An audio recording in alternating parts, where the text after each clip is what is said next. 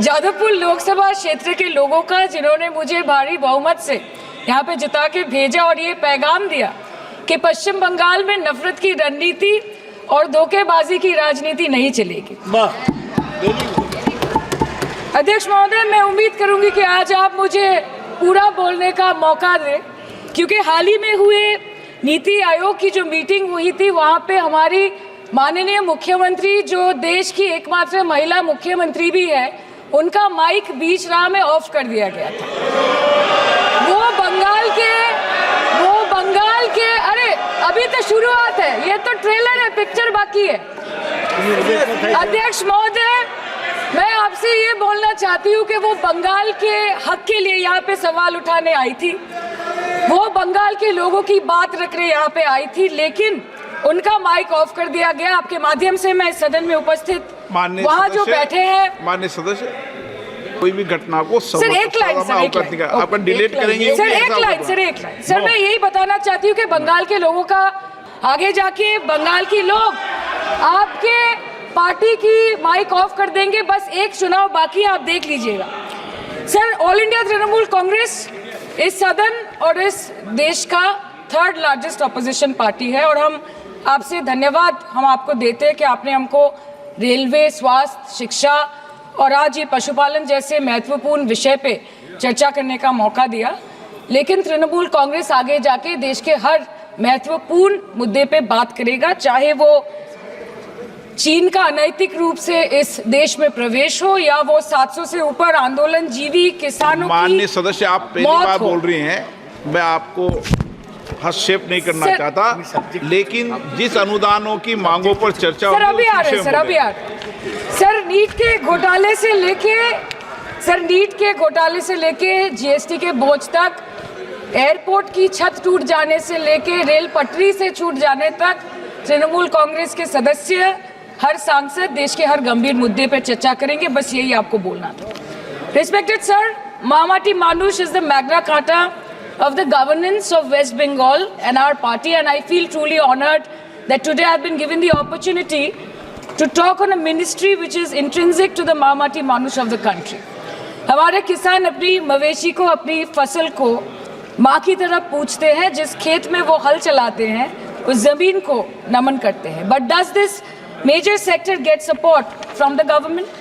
Sir, Indian agriculture supplies around 58% of India's livelihood and is a principal source of income for half of the population, accounting for 17 to 18% of the country's GDP. 70% of India's rural poor depend on livestock and farm animals.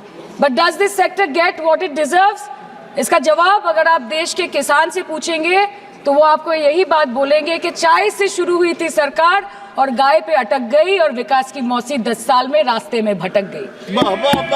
Sir, exorbitantly high cost of cattle and poultry feed under the mismanagement of this sector by the current government and wholesale fodder inflation hovering between 25% to 28.6% in the last 2 to 3 years, it is a 9-year high.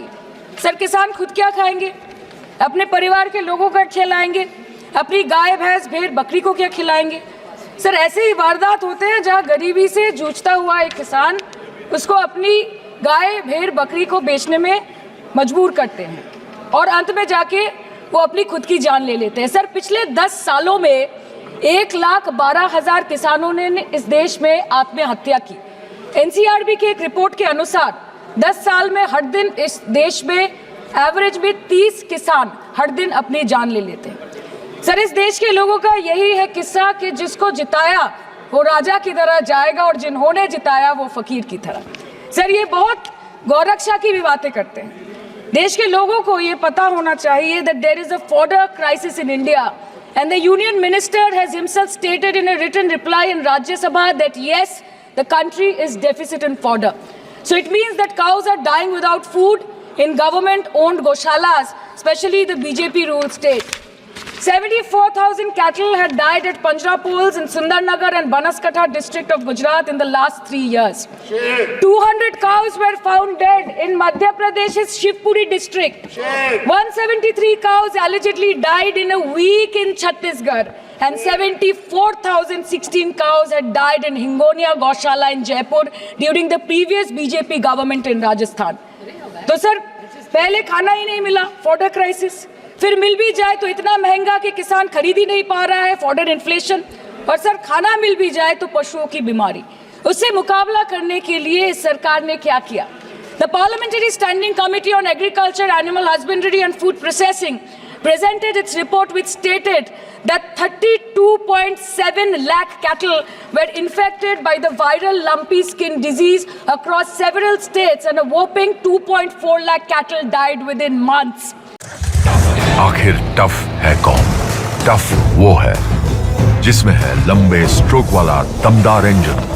Tough वो है जो आसानी से खींचे बड़े से बड़े औजार। टफ वो है जो चलता रहे बिना रुके, बिना थके और दे 6 साल की वारंटी। पेश है नई Mahindra SP plus series. Tough हरदम। भरोसा है, समझौता नहीं। आज ही घर ले आइए अपने हीरो, जिस पर है करोड़ों का भरोसा और जिसमें है world class multi sensor technology, जो आपको दे बेजोड़ माइलेज और मजबूती। हमारे यहाँ एक्सचेंज सुविधा एवं फाइनेंस सुविधा उपलब्ध है। हमारे यहाँ हीरो की सभी गाड़ी जैसे Splendor, passion pro, glamour, extreme 160 एवं स्कूटी के लिए अवश्य पधारें। हमारा पता श्री ओम साईं ऑटो, गया कॉलेज के सामने। हमारा नंबर 7574826963।